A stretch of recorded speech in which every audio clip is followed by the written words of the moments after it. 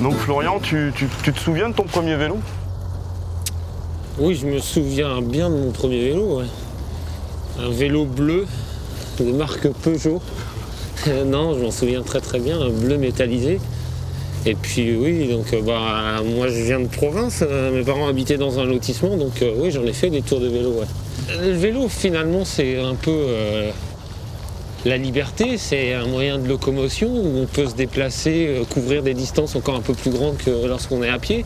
Donc voilà, c'est un peu l'évasion, le rêve. Moi c'est ça, mes souvenirs d'enfance aussi, surtout que j'étais en province, donc c'est pas comme en agglomération, donc on pouvait partir sur les routes de campagne, voilà, avec les copains.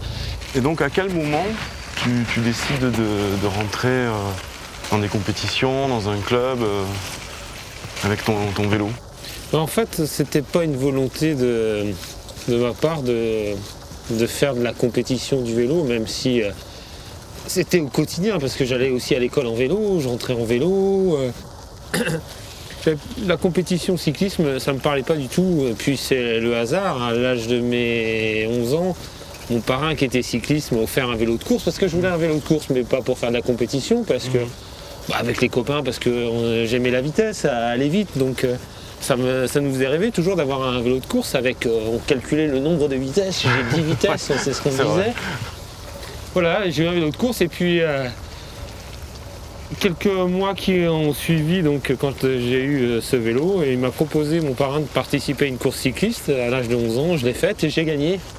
D'accord. Donc voilà, c'était un peu le déclic comme ça, parce que je joue au football. Et puis j'ai continué, j'ai refait quelques courses et puis les résultats y ont été pour beaucoup aussi. Tout de suite j'ai gagné. Donc, ça t'a motivé pour continuer? Mais voilà. Tu en as fait quand même de la route alors? Ah oui, j'ai commencé par le cyclisme sur route bien avant de faire de la piste. Tous les dimanches à partir du mois de mars jusqu'au mois de septembre, je faisais des courses sur route dans le département du Loiret où voilà, mes parents habitent pas loin de l'Eure-et-Loir, dans cette région-là. Et puis, déjà, oui, j'ai gagné quelques courses rapidement. Et puis, j'allais vite au sprint, donc c'est ça aide. Et la piste est venue après, à l'âge de 14-15 ans, où mes éducateurs de club m'ont dit bon, ça serait bien que tu fasses un petit peu de piste, ça développe des habiletés d'anticipation, tu vas déjà vite au sprint, mais ça va encore améliorer ta pointe de vitesse, des choses comme ça. La première compétition sur piste, comme la première compétition sur route, j'ai tout gagné. Et puis en plus, sur piste, il y a des chronos de référence, puisqu'il y a des distances, c'est vraiment un sport mesuré. Et donc là, dans le département, j'avais battu les records qui avaient été établis, etc. D'accord. Et jusqu'à l'âge de 16 ans, j'ai fait beaucoup de routes et un petit peu de piste. Et la bascule se fait là, à 16 ans, où je suis détecté, où je suis champion de France sur piste. Puis Gérard Quintin, des entraîneurs nationaux de l'époque, me propose d'intégrer l'INSEP pour faire que de la piste. Et là, j'hésite beaucoup quand même. Pourquoi tu hésites? Parce que j'aimais la route et je gagnais sur route. Et puis, les années 85, donc au début, mes premières licences quand j'avais 11 ans, Bernard Hinault, qui gagnait le Tour de France. Donc on s'identifie à ce qu'on voit aux champions. Bien sûr. À la télévision. Donc voilà. La route est toujours plus populaire que la piste, mais surtout à cette époque-là. Donc les années 80, c'était encore l'Allemagne de l'Est, les Russes, les Français avaient très très peu de résultats sur piste. Donc c'était inexistant, on n'en parlait pas du tout. Je ne connaissais pas. Et puis voilà, après c'est mon père un peu, mes parents qui m'ont soutenu, m'ont dit de tenter ma chance à l'INSEP. L'INSEP représentait quelque chose pour mon père, il savait ce que c'était, lui qui est un passionné de sport. Il m'a dit tente ta chance et puis si ça te plaît pas tu reviendras à la maison, voilà, au moins t'auras essayé. Et puis moi j'ai essayé, et puis voilà, et j'y suis toujours. Paris 2024, voilà, peut-être un symbole, la Cipale, théâtre des Jeux. Peut-être. Peut-être. Florian tient à nous faire découvrir la Cipale, ferresse de piste municipale dans le bois de Vincennes. Ce lieu, inauguré en 1896, a accueilli les Jeux Olympiques de 1900 et de 1924. De 1968 à 1974, le Tour de France se jugea son arrivée sur cette piste. Après 3 ans de travaux, la nouvelle piste fut inaugurée en 2015. C'est la seule au monde réalisée en béton armé continu, sans joint. Alors elle représente quoi cette piste de la Cipale? La Cipale représente beaucoup de choses. Le lieu est mythique, symbolique. Il y a eu des courses prestigieuses ici, le Grand Prix de Paris. Toutes ces tribunes, quand on regarde les photos d'archives, c'était bondé de monde, c'était plein. Et puis des grands noms comme Morellon, et puis même aussi avant des très grands sprinteurs. Après, le côté un peu plus personnel, je sais pas, moi je viens de province, c'est un endroit, on est dans Paris, quand on regarde à 360 degrés, on voit pas un immeuble, on est dans la végétation, on entend les petits oiseaux. C'est assez... C'est beau, hein, c'est très très beau. Il y a une sérénité ici, c'est beau. Voilà, on était heureux de venir faire du sport. Là, ouais, la Cipale, ouais, c'est quelque chose.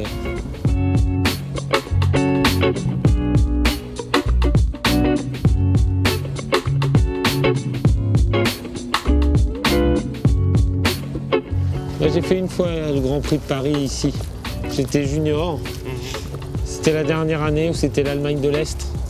Et donc c'était la référence sur la piste, la RDA. La première fois que je les ai vus, c'était ici. Moi j'avais 17 ou 18 ans et j'avais fait le Grand Prix de Paris face à ces cyclistes qui avaient été champions olympiques ou champions du monde. Et après le Grand Prix n'a pu exister. Ouais. Et après, la référence, ça a été avec ta génération et toi, ça a été la France. Ouais, pendant plusieurs années, ouais, où la France a régné sur le sprint mondial. Et Magnier, Rousseau, Tournant. Gannet, Ballanger. Nous, ce sont des efforts très brefs, mais très, très intensifs. Alors, on compte dans l'entraînement les temps de récupération. Et c'est vrai que des fois, on passe 2 heures à l'entraînement, mais on n'a fait que 5 efforts, mais 5 efforts de très très forte intensité. Attention. Attention. L'entraîneur, il fait que guider, hein. Il est là, il guide, il rassure. Il est là aussi dans les moments difficiles pour essayer de trouver ce qui ne va pas. Bon, mais oui, c'est une équipe, hein, mais bon, je ne suis pas sur le vélo et je ne peux pas faire avancer un âne. Hein. C'est surtout, ce sont des pur sang et ils arrivent fréquemment à gagner l'Arc de Triomphe. Combien tu fais ça aujourd'hui? Alors, 47-13. En fait, 47, c'est le nombre de dents à l'avant, sur le plateau avant, et 13, c'est 13 dents sur le pignon arrière. En distance, je ne sais pas combien ça développe, mais en course, on utilise un braquet de 49-14, et ça fait aux alentours de 7,50 m, un tour de pédale. Ce sont des très gros développements, des développements même qui sont supérieurs au développement de la course, et c'est pour faire de la force, hein, pour essayer de travailler un peu plus la puissance du démarrage. Gérard, c'est lui qui m'a entraîné toute ma carrière quasiment. C'était lui, à la chute du mur de Berlin, qui a été justement un des premiers entraîneurs à aller voir, à assister à des colloques, un petit peu voir ce que faisaient les Allemands en termes d'entraînement, de planification, de programmation. Une des caractéristiques de Gérard, c'était sa curiosité, et un passionné aussi de l'entraînement, de la compétition. Il avait ses petits cahiers, il notait tout, la température, la pression des pneus, le poids du cycliste. Tout était consigné dans des cahiers. La couleur du maillot, tout était dans les cahiers. Tout était noté à la main. C'était ses références et ce qui lui permet dans le temps de revenir en arrière, de comparer, de voir un petit peu la progression et ce qu'il faisait à un moment donné.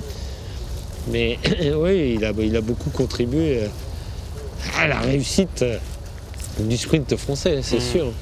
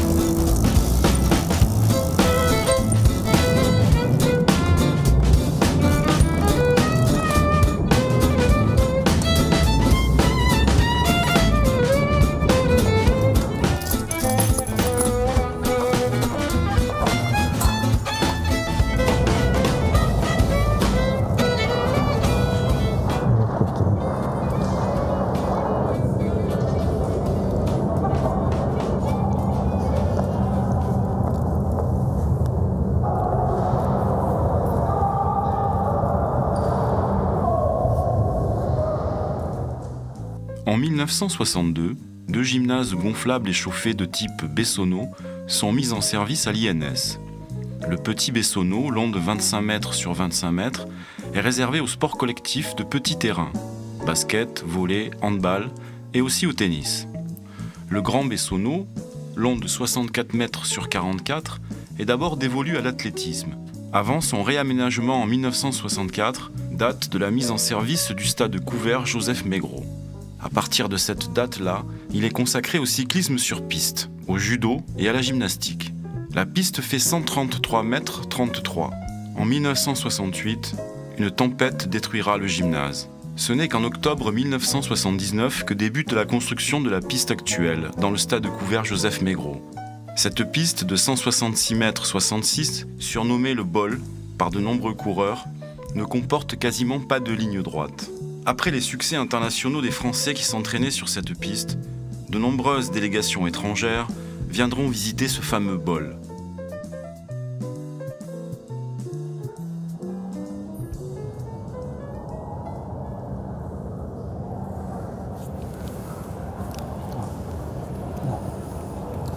Tu fais un repérage pour colmater, c'est ça? Oui, c'est de façon à ce que les personnes qui vont venir fermer ça ou le coller, ils vont savoir à quel endroit il faut procéder pour faire un collage. Là, on peut voir ici tout de suite, là, on voit qu'il y a 2 amorces d'écharde. Vous voyez, ça s'écarte un petit poil. C'est-à-dire que si quelqu'un tombe, ça rentre dans les vêtements et ça risque de rentrer dans la viande et puis de se retrouver avec un morceau de bois planté dans le coude. Jean, le bois c'est une matière vivante, donc c'est... Il est vivant du fait qu'il y a des activités sur lui, sur le bois. Mais normalement il ne bouge pas, hein. Dès qu'il est en place, normalement il ne bouge pas du tout. La température est pratiquement toujours identique, donc il n'y a pas trop de choc thermique. C'est du doucier, c'est un bois africain, c'est un bois qui est très rude, très, très rigide. Donc il ne bouge pas, il est très serré et donc ça donne un rendement pour les performances cyclistes qui sont optimum. On va très vite, c'est-à-dire qu'avec un bois plus tendre, on va un peu légèrement moins vite. Mais disons que le bois il est identique pour tous les coureurs, donc ça repousse un peu les choses, mais on risque simplement de battre plus de records avec une piste comme ça qu'avec un bois de cette nature qu'un bois, un bois simple qu'on prend habituellement.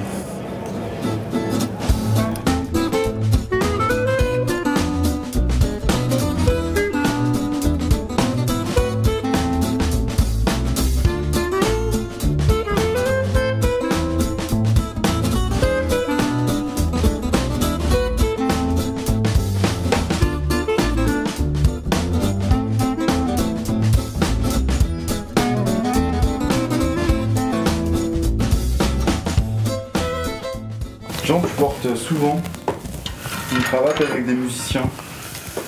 C'est ma deuxième passion derrière le cyclisme. Qu'est-ce que tu aimes dans la musique alors? Dans la musique, le jazz. Le jazz, c'est toujours depuis que je suis tout jeune. J'ai écouté à la radio, c'est mon père qui écoutait ça, et j'ai toujours écouté le jazz. Et donc ça m'a toujours aimé, c'était quelque chose, c'était rythmé, c'était pas n'importe quoi, c'était fait pour faire du bien. Et donc moi j'ai toujours vécu avec ça. Voilà, la roue elle est bonne, et ça tombe très rond.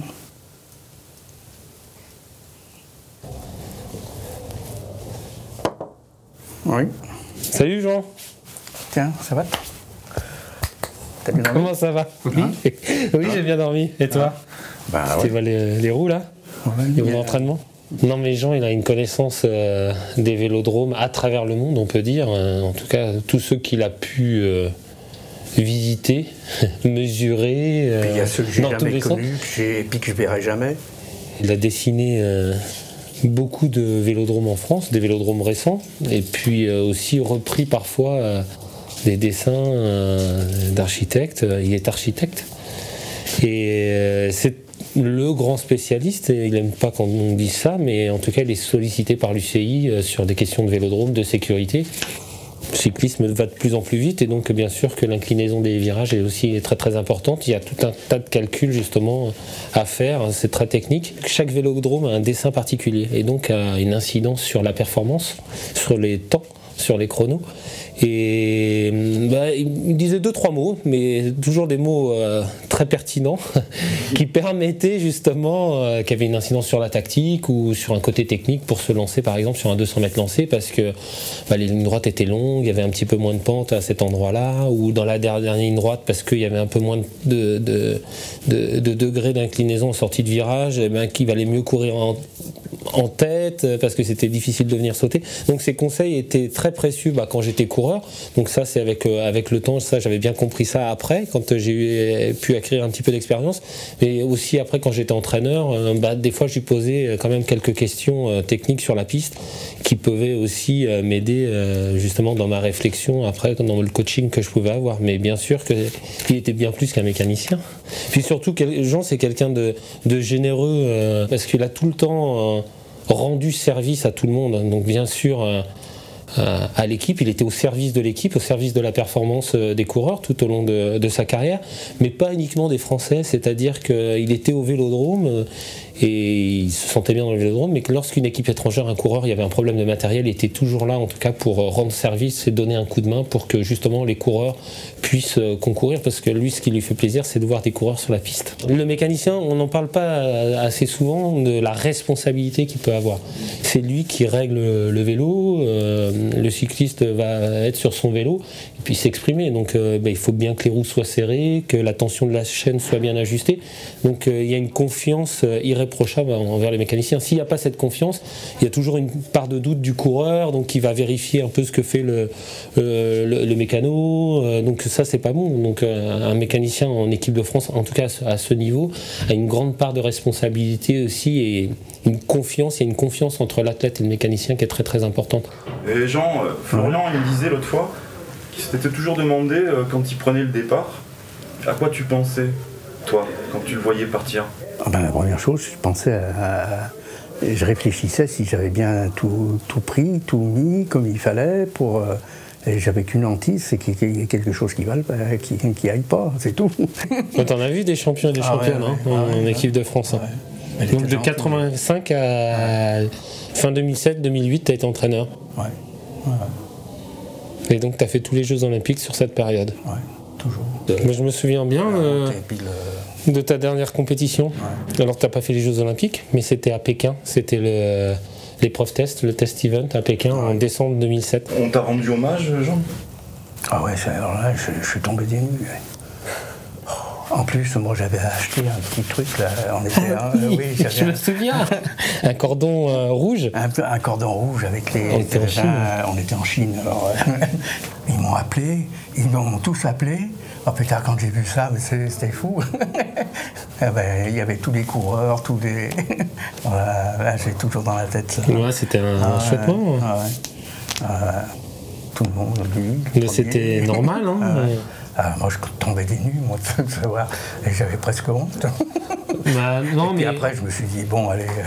C'est la preuve de la reconnaissance, pas uniquement de la France, c'est-à-dire de tous ceux qui connaissent Jean. Et donc là, c'est un hommage donc, de la Fédération internationale de l'UCI sur une compétition internationale. Tout le monde savait que Jean allait arrêter. Et un hommage a été rendu à Jean à la fin des 3 jours de compétition. Le président de l'UCI, là, qui est venu. C'est la seule fois d'ailleurs où j'ai vu le président de l'UCI rendre hommage à quelqu'un sur un vélodrome qui a arrêté sa carrière. Ouais. En général, on le fait à quelques coureurs, pas à tous les coureurs, mais à quelqu'un de l'encadrement du staff. Je ne l'ai jamais vu, moi. C'est la seule fois. Tous les mécaniciens, ils étaient contents. Voilà. et il me reprendra peut-être, mais je l'ai plusieurs fois entendu dire ça, au moment où il décédera, le plus tard possible, mais que le meilleur endroit pour lui pour être réincarné, ce serait dans la balustrade, au niveau de la ligne d'arrivée. C'est bien ça? Voilà. Ou dans le virage. Dans le virage. Après la ligne d'arrivée, c'est ça? Après la ligne d'arrivée. Parce que comme ça, on voit l'arrivée du sprint. Et qui vient. Donc c'est le meilleur endroit, l'endroit stratégique. Endroit, voilà. C'est pas n'importe où. Hein. Donc c'est bien ça, oui, je t'ai entendu plusieurs fois dire ça. Bon, alors là, c'est mes vélos. Ça, c'était mon vélo de route, mon vélo de piste. Et ça, c'est mon vélo pour aller dans les rues de Paris. Là, je roule là-dessus. Et c'est impeccable. C'est un des vélos qui est les plus légers, qui fait à peine 9 kg. Et que je peux mettre plié carrément dans la voiture. Alors là, j'ai un vélo. Celui-ci, il s'appelle Dominique. Et celui-ci, le vélo de piste, il s'appelle Hélène. Dominique, c'est ma tendre épouse, qui s'appelle Dominique. Et la petite Hélène, c'était ma petite amie de jeunesse. J'avais 12 et 13 ans, et on jouait aux billes à la fouillouse. Et là, j'ai toujours gardé ça avec moi. Et c'est toujours ces deux noms qui sont toujours au fond de ma tête et qui ne passent pas. Bon, bah, Jean,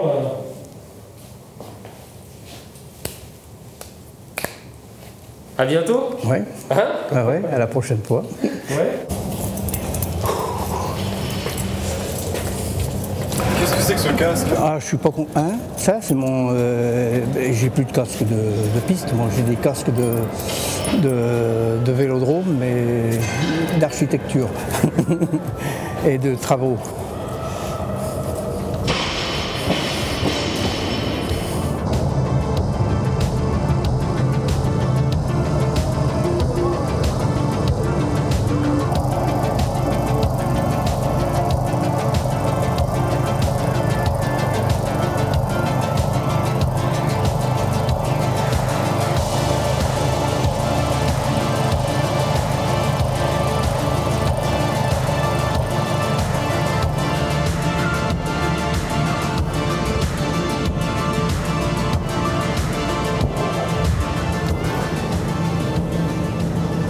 En vitesse, il faut nettoyer. Hein.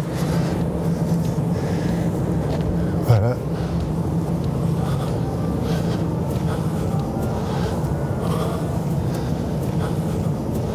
À l'extérieur, les gens ils sont venus, ils mettaient des 4 heures au moins, 4-5 heures. Moi, j'ai bien pratiqué, je mets 1h30, 2 heures à peu près je mets. Je nettoie toute le piste jusqu'à le bleu.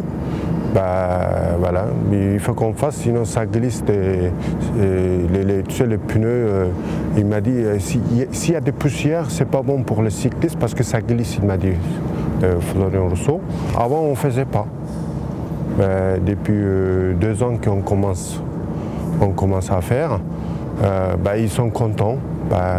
Et puis on a réalisé un balai. Voilà, chiffon, on n'achète rien, hein. C'est nous qu'on coupe toutes les anciennes des chiffons. Vous voyez la saleté là. Comme ça, je fais le morceau. Voilà, les traits. Après, je continue comme ça, le plus vite possible. Comme ça, on perd beaucoup du temps. Voilà. Après, encore, je descends. En vitesse.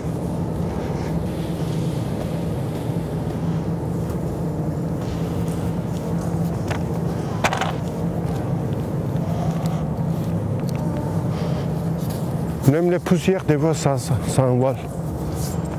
Vous voyez? J'ai fini ça ici. Voilà. Attends.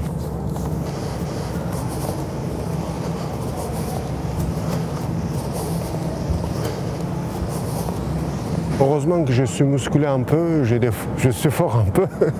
Mais au début c'était dur, mais maintenant je suis habitué. Ça va, Avedis? Ça va. C'est des souvenirs, c'est nostalgie maintenant. Ah, faut pas que ce soit de la nostalgie, c'est des bons souvenirs. La nostalgie, c'est des regrets. Oui, mais Hein? il n'y a personne maintenant quand tu es parti. C'est vrai? C'est moi. Ah, mais ça va revenir. Ça va. Le principal, c'est qu'il y a des sportifs, il y a quand même des sportifs. Oui. Ouais. Le bois qui compose le vélodrome, en fait, c'est un bois exotique, le doucier. Et il ne faut surtout pas utiliser d'eau pour nettoyer. Donc on peut juste faire un dépoussiérage ou des fois en fait une très légère humidification, mais à raison de 2 ou 3 fois par an. Les coureurs parfois sentaient que ça glissait un tout petit peu et donc ça a apporté de la sécurité parce qu'il y a un peu moins de poussière et puis c'est fait régulièrement et puis de la qualité d'entraînement puisque justement il n'y a pas cette appréhension aussi des coureurs quand ça glisse un petit peu et que c'est fait régulièrement par Avedis et puis voilà, donc moi, on a travaillé ensemble. Ce sont des gens très très importants pour la performance sportive. Pour les sportifs, ils sont là pour les sportifs et bien sûr pour les entraîneurs à veiller au quotidien tout au long de l'année que les conditions d'entraînement soient optimales. Et puis surtout, ce sont des gens très très réactifs et à l'écoute des demandes des entraîneurs. Et ils jouent. Ce sont des hommes de l'ombre, mais ce sont ces hommes-là qui sont les plus proches, en tout cas, des sportifs et des entraîneurs et de la performance. Je sais pas, Fred, est-ce que tu as conscience de participer à la performance?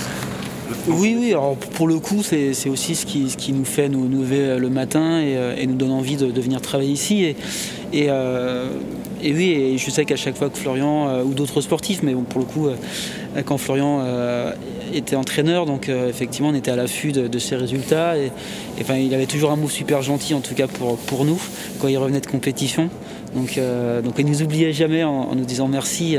Donc même si on avait bien l'impression qu'on n'avait pas fait grand-chose, mais en tout cas c'est toujours très, très élogieux. Et c'est important pour les gars de l'équipe en tout cas, de se dire qu'effectivement on a la reconnaissance des sportifs, des entraîneurs, même si des fois on a l'impression qu'on fait notre job et rien de plus, mais avoir en tout cas le petit mot gentil de l'entraîneur, du sportif, de Florian, et je le redis en fait, vraiment toute mon équipe a une profonde admiration pour Florian, parce qu'effectivement voilà, c'était un bonjour, un merci, il est capable de dévier sa trajectoire de 10-15 mètres pour saluer quelqu'un.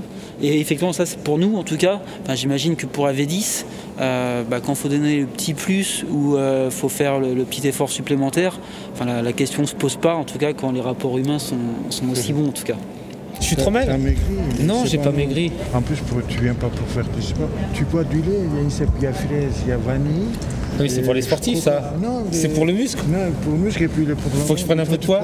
Je suis trop maigre. Ouais. Et puis, en plus, tu as vendu ta Porsche aussi. C'est ça que ça fait mal au cœur. Si j'avais l'argent, je vais l'acheter, ça. C'est vrai? Ah oui, il y avait 2 pots d'échappement derrière. Ah, c'était un plaisir de t'emmener la clé. Je te jure. Et puis, il a avec. Merci Avedis.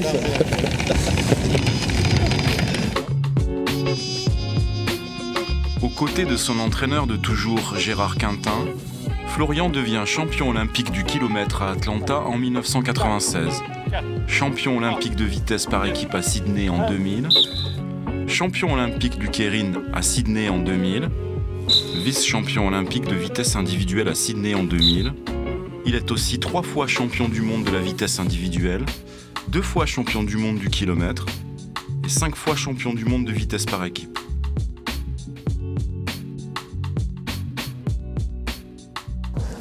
Gérard Quintin m'a transmis quelque chose d'énorme, c'est-à-dire que je lui ai succédé ici à l'INSEP. Donc il y avait beaucoup de pression, beaucoup de responsabilités, parce qu'il y avait des champions et il avait obtenu avec l'équipe qu'il entraînait énormément de médailles olympiques, de titres et de titres de champion du monde. Et puis j'ai eu la chance d'entraîner quand même des sportifs remarquables, talentueux. Arnaud Tournant, Grégory Boger, François Pervy. Et voilà, donc en entraînant des coureurs comme ça, c'est plus facile aussi. Et ils m'ont fait beaucoup aussi progresser dans mon métier d'entraîneur au quotidien parce que voilà, c'est des athlètes de très haut niveau, des champions, et donc qui m'ont poussé justement au quotidien de m'améliorer et de progresser aussi en tant qu'entraîneur. Quand tu parles de Gérard, justement, tu as passé beaucoup d'années de ta vie avec lui, à ses côtés. Et tu penses que c'est lui qui t'a, c'est son exemple, quoi, qui t'a donné envie de passer entraîneur? Je pense que Gérard Quintin y est pour quelque chose aussi dans le fait que je sois entraîneur, et puis dans ma vie de sportif et d'homme aussi, hein, parce que j'ai passé beaucoup d'années avec lui, et de l'âge de 18 ans, 19 ans jusqu'à l'âge de 30 ans, ça a été mon entraîneur, et dans nos relations, dans nos rapports, on était très très proches. C'était un entraîneur, et puis plus qu'un entraîneur. Voilà, il m'a donné peut-être aussi cette envie d'entraîner. Et après, je crois que c'était aussi la passion et puis l'envie de transmettre, l'envie de donner ce que moi j'ai vécu, ce que j'ai appris, et puis de continuer tout ça, quoi, de le donner et de le transmettre aux autres. Avec Gérard Quintin, Michel Chabrier, l'ancien disco-ball, s'occupait de la préparation physique des coureurs de l'équipe de France. Il avait installé l'aire de musculation au milieu de la piste pour faciliter les transferts sur le vélo. La musculation a été un changement important dans la préparation des cyclistes sur piste, des sprinters.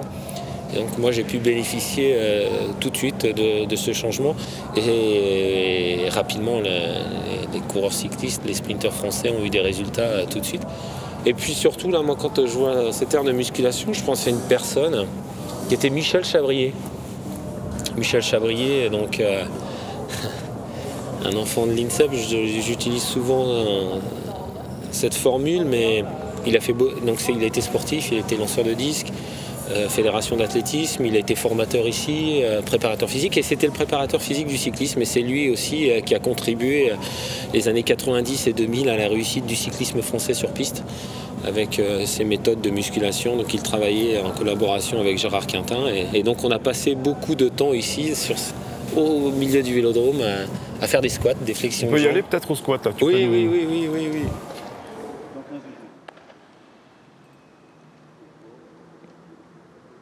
Ça demande pour moi ça me demande beaucoup de concentration, parce que c'est dur physiquement, et puis la charge est très lourde sur le dos. Donc essayer de se mettre dans les conditions d'en vouloir et de se battre, quoi, pour monter la charge. La tête il fait beaucoup, je trouve, en musculation, hein. Si on n'a pas envie de se battre, je pense qu'on resterait en bas.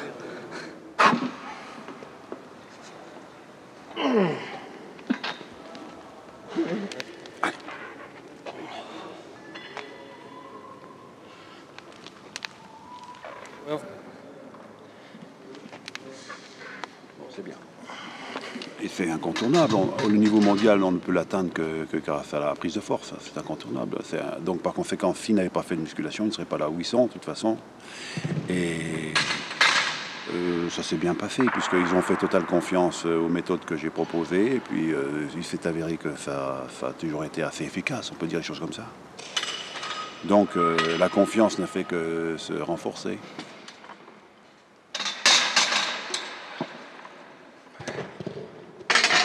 Je manque de stabilité sur la jambe droite, hein, je le sens, hein, j'ai la cheville qui est... Ah bah oui, mais ça c'est autre chose. Moi je parle pas de ça. Ouais, mais c'est dur, hein. Oui, d'accord. Ça finit là, Florian? Non, uniquement les squats. Il reste développé couché, lombaire, abdominaux, rowing et ischio-jambier.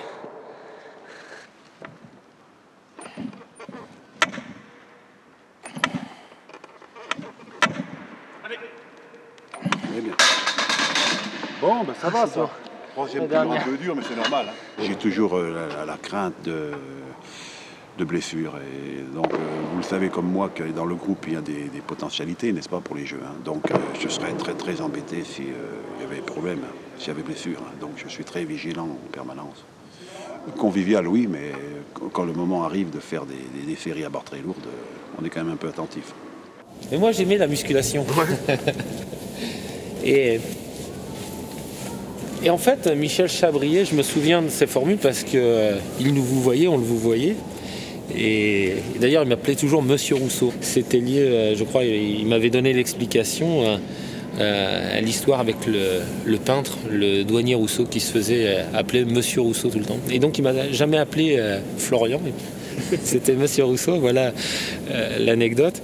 Et donc voilà, oui, ici, donc toutes ces charges, tous ces poids, les barres qui commençaient à plier sous l'effet de la charge. Et moi j'aimais la musculation parce qu'on sentait bien que quand on progressait ici en musculation, quand le transfert se faisait sur le vélo, on était beaucoup plus fort.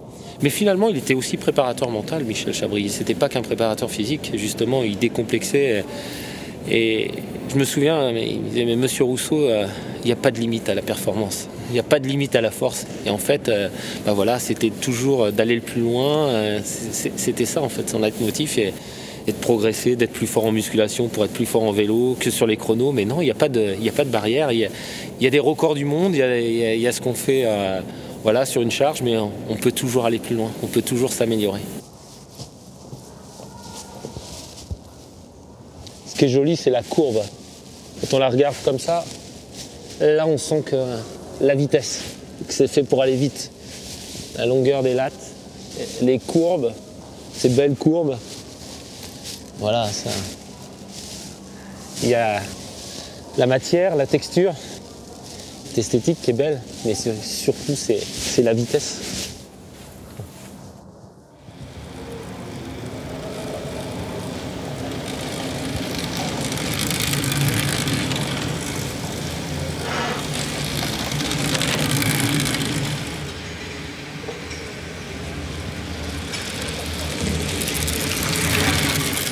Par rapport à quand tu étais athlète, quelles sensations ont changé?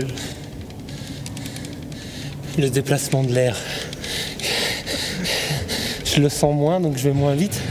Mais c'est toujours un plaisir de rouler sur cette piste. C'est ma vie ici.